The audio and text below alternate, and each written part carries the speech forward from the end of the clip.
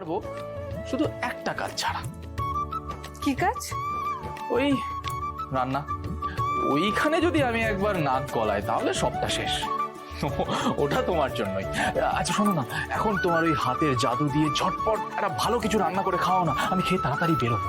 ওমা, আপনি আবার কোথায় যাবেন?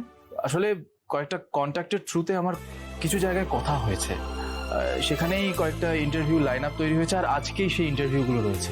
কুসুম, আজ আমাকে যে করেই হোক একটা না একটা চাকরি জোগাড় করতেই হবে।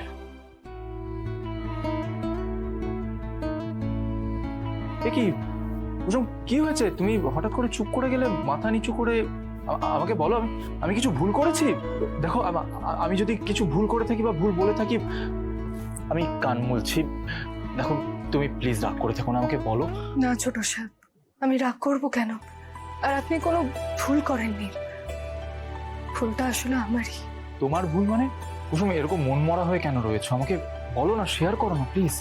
আসলে এই যে এখন আপনাকে রাস্তায় চাকরি পাওয়ার জন্য ঘুরে বেড়াতে হচ্ছে, আগে আপনি কত বড় কোম্পানি সামলাতেন, আর এখন আপনাকে অন্য কোম্পানিতে গিয়ে চাকরি করতে হবে। এই সব কিছুর জন্য না আমাকে নিজেকেই তাই বলে মনে হচ্ছে। না কুসুম, এটা পরিস্থিতি দায়ী, না তুমি না আমি। যাই হোক, এত কিছু ভেবো না, তুমি যাও গিয়ে ঝটপট রান্না করে নাও, বাকি কাজ আমি সামলে নিচ্ছি। আর তারপর স্নান করে রেডি হয়ে আমাকে বেরোতে হবে তো। হ্যাঁ, এটা তুমি ঠিকই বলেছো কুসুম। ঠাম্মা এমনিতেই আমাদের এখানে থাকতে দিয়েই অনেকটা উপকার করেছেন, এরপর আর আমরা ওনার উপর কোনো চাপ সৃষ্টি করতে পারি না।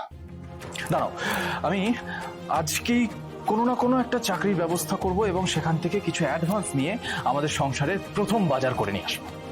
ছোট সাহেব, সেটা কি করে সম্ভব?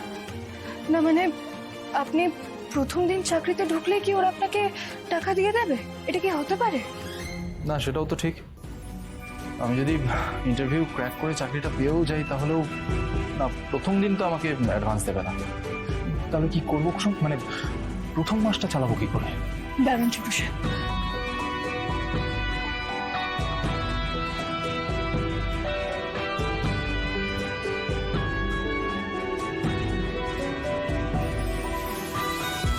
ছোট সাহেব চা নেই, এই সময় কফি দিতে হয়। আমার তো আবার ওই কফি টফি না খেলে এই সমস্ত ভারী ভারী ইংরেজি কথা আমি কিছু বুঝতেও পারবো না। কফি নিয়ে এসো। তোমার বোঝার কি দরকার সেটাই তো আমি বুঝতে পারছি না।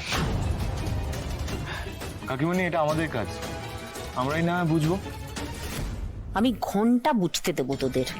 ওই আয়ুষ তো আর ভাগ বসাতে ফিরবে না, তাই ধীরে ধীরে আমি ওর জায়গাটা নেব। দিদির জায়গাটা এখনই নেওয়া সহজ হবে না, তাই আগে আমাকে আয়ুষের চেয়ার দখল করতে হবে। এবার আমি হব কোম্পানির নতুন সিইও। দিদি, কে? কি ইন্দ্রাণী? তো কি ব্যাপার, তুমি হঠাৎ এই শরীরে নিচে নেমে এলে কেন? ম্যাডাম, আপনার কফি। হ্যাঁ, ওখানে রাখো। আর কফির সঙ্গে একটু কিছু খাবার নিয়ে এসো তো কুসুম।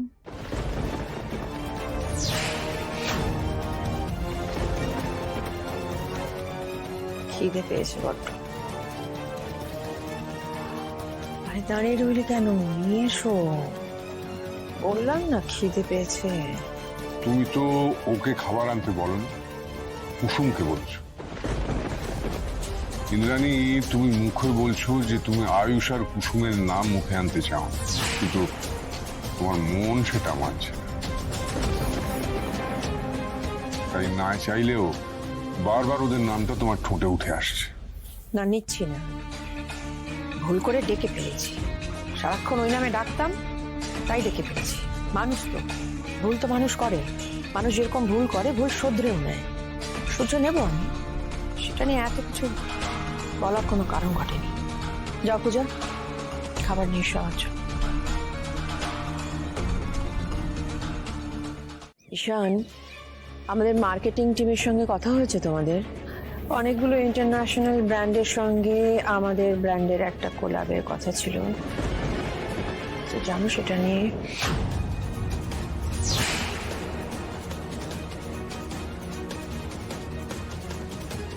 ঈশান, মায় জিজ্ঞেস করছি, জানো কিছু?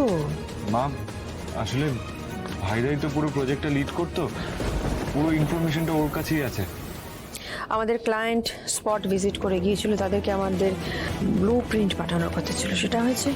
আসলে বৌদি আয়ুষী তো এই বিষয়গুলো দেখতো, মানে ব্লু প্রিন্ট ওই ডিজাইন করতো, ফলে মানে পুরনো সিইও নেই বলে আমি ব্যবসাটা বন্ধ করে দিয়ে যাই বলছি তাই বলছো, সব পুরনো সিইও করেছে, সব কাজও করতো, তোমরা কি কিছু করতে না? একজনের অবর্তমানে তোমরা হ্যান্ডেল করতে পারছো না, আশ্চর্য।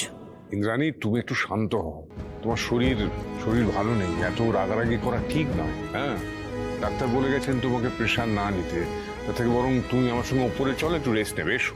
রাজ, একটা বড় ডিল হবার কথা, দেখতে তো পাচ্ছ আমরা প্রস্তুত নই, আর তুমি আমাকে বলছো রেস্ট নিতে। আসলে আয়ুষকে তো রাতারাতি বের করে দেওয়া হয়েছে, তো ও ঠিক করে ওর রেসপন্সিবিলিটি হ্যান্ড ওভার করতে পারেনি।